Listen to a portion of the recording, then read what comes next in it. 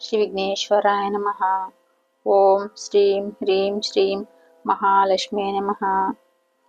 ఓం సద్గురు అంతర్ముఖానంద వేదవ్యాస భట్టారక జగద్గురు శ్రీకృష్ణ పరబ్రహ్మణే నమః. శ్రీమద్దేవి భాగవత మహత్యం భాగం 133 సప్తమ స్కందం అధ్యాయం 28. జనమేజయ, ఇది సూర్యవంశపు రాజుల చరిత్ర. చంద్రవంశంలోనూ ఇలాగే దేవీ భక్త తత్పరులైన మహారాజులున్నారు.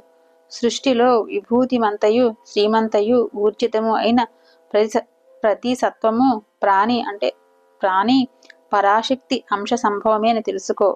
వీరే కాదు, పరాశక్తి ఉపాసకులైన తక్కిన రాజులు అందరూ కూడా సంసార తరుమూలానికి కుటారాలే, గొడ్డళ్ళు అని. అందుచేత సర్వాత్మన భువనేశ్వరుని సేవించాలి. శాకాహారి మాంసాన్ని వదిలేసినట్టు తక్కిన దేవతలను పరిత్యజించాలి. వేదశాస్త్రాలనే క్షీరసముద్రాన్ని మదిస్తే నాకు దొరికిన ఏకైక రత్నం పరాశక్తి పాదపద్మం. దీనితో నేను ధన్యుణ్ణయ్యాను. ఓతము ప్రోతము అన్నీ ఆ శక్తియే. ఆ శక్తిని తెలుసుకోకుండా ఎవడూ ముక్తిని పొందలేడు. తెలుసుకున్న వారికి దుఃఖాలన్నీ తొలగిపోతాయి.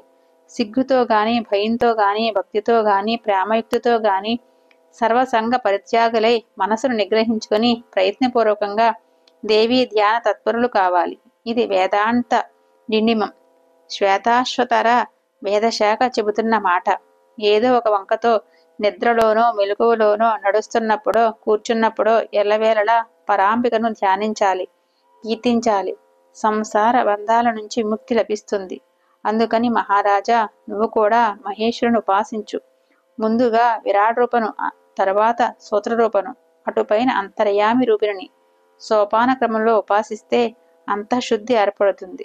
చూసారా, ఇక్కడ కూడా ఫస్ట్ విరాట్ రూపాన్ని, తర్వాత ఒక సూత్ర రూపంగా, తర్వాత అంతర్యామిగా ధ్యానం రూపంగా ఉపాసించాలని. అది ఏర్పడ్డాక సచ్చిదానంద లక్ష్యార్థ రూపిణి బ్రహ్మస్వరూపిణి ప్రపంచోల్లోస వర్చితైన పరాశక్తిని ఉపాసించాలి. ఆ పరాశక్తిలో చిత్తాన్ని లయించేయడమే ఆరాధన అంటేను. తెలిసిందా? ఇప్పుడింకా ఏమేమి వినాలనుకుంటున్నావో చెప్పు అన్నాడు వ్యాస భగవానుడు. వెంటనే జనమేజయుడు అందుకున్నాడు. సాత్యవతేయ, గౌరీ, లక్ష్మీ, సరస్వతి అనే 3 కన్యకలను జగదంబిక త్రిమూర్తులకు ఇచ్చింది అన్నావు. హిమవంతుడి కూతురిగా గౌరీదేవి కథ తెలుసు. క్షీర సముద్రాయతనిగా లక్ష్మీదేవి జగత్ప్రసిద్ధ. నిజానికి వీరిద్దరూ మూలదేవి సముద్భవులు కదా. వీరికి కన్యాత్వం ఎలా సంభవించింది? ఈ సంశయాన్ని నువ్వే ఛేదించాలి అన్నాడు. జనమేజయ, చెబుతున్నాను, ఆలకించు. నిజంగా ఇది మరొక పరంభైన రహస్యం. అయినా చెబుతున్నాను. దేవీ భక్తుడి దగ్గర దాచవలసింది ఏమీ లేదన్నారు కనుక చెప్తున్నాను, విను. హరిహరులకు గర్వభంగం. దేవీత్రయాన్ని దేవత్రయానికి పరాంబిక ఇచ్చింది మొదలు వారు సృష్టి కార్యాలను ఆరంభించారు. ఒకానొకప్పుడు హలాహలులు అనే దైత్యులు మహాబలశాలురు విజృంభించి ముల్లోకాలను జయించి స్వాధీనపరుచుకున్నారు. బ్రహ్మదేవుడు ఇచ్చిన వరాలతో దప్పించి అజేయులే కైలాసాన్ని వైకుంఠాన్ని ఏకకాలంలో చుట్టుముట్టారు. అటు హరుడు ఇటు హరి రణరంగానికి దిగారు. 60,000 సంవత్సరాల పాటు ఘోర సంగ్రామం జరిగింది. కట్టకడపటికి ఎట్టకేలకు హరిహరులు జయించారు. హాలాహల రాక్షసులను సంహరించారు. హరుడు కైలాసానికి, హరి వైకుంఠానికి క్షేమంగా లాభంగా తిరిగి వచ్చారు. వచ్చి తమ భార్యల ముందు అహంకారం ప్రదర్శించారు. మేమే రాక్షసులను సంహరించామంటూ. నిజానికి వీరి క్షేమం కోరి ఆ రాక్షసులను మట్టుబెట్టింది గౌరీ లక్ష్మీదేవులే.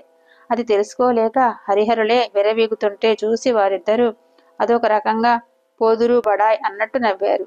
హరిహరులకు పట్టరానంత కోపం వచ్చింది. అది మాయామోహితులయ్యారు. మరింతగా కించపరుస్తూ అవమానిస్తూ ఏదో అనకూడని మాటలు అన్నారు. దురుత్తరం ఇచ్చారు. దానితో అక్కడ గౌరీదేవి, ఇక్కడ లక్ష్మీదేవి భర్తలను పరిత్యజించి అంతర్హితులయ్యారు. హరిహరులు అహాకారాలు చేశారు. ఇద్దరు క్షణంలో నిస్తేజస్కులు, నిశక్తులు అయిపోయి చైతన్యాన్ని కోల్పోయారు. నిశ్చేతనులై పడి ఉన్న హరిహరులను చూసి బ్రహ్మదేవుడు ఇప్పుడు ఏమిటి చేయడమా అనే ఆలోచనలో పడ్డాడు.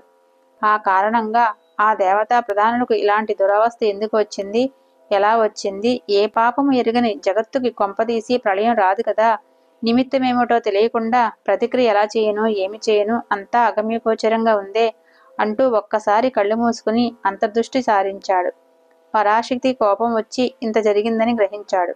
అమ్మయ్య, కారణం తెలిసిందనుకుని స్థిమితపడ్డాడు. హరిహరులు చేయవలసిన ప్రతిక్రియను వారి పక్షాన తాను చేయడానికి సంకల్పించాడు. మను సనక సనందాదులైన తన పుత్రులను పిలిచాడు. నాయనడారా, ఒక పని మీద మిమ్మల్ని పిలిచాను. తపస్సు చేసి పరాశక్తిని ప్రసన్నరాలని చేసుకోవలసిన అవసరం ఒకటి ఏర్పడింది. అయితే ప్రస్తుతం నాకంతటి ఓపిక లేదు. జగద్భారాన్ని వహిస్తున్నాను కనుక తీరిక కూడా లేదు. హరిహరులిద్దరూ పరాశక్తి కోపానికి గురయ్యారు. అందుచేత పరమభక్తితో మీరంతా అత్యద్భుతమైన తపస్సు చేసి ఆ పరాశక్తిని సంతోషపరచండి, ప్రసన్నరాలని చేయండి. హరిహరులను మళ్ళీ మునిపటిలాగా శక్తియుక్తులను చేయండి. మీకు అమోఘమైన యశస్సు లభిస్తుంది.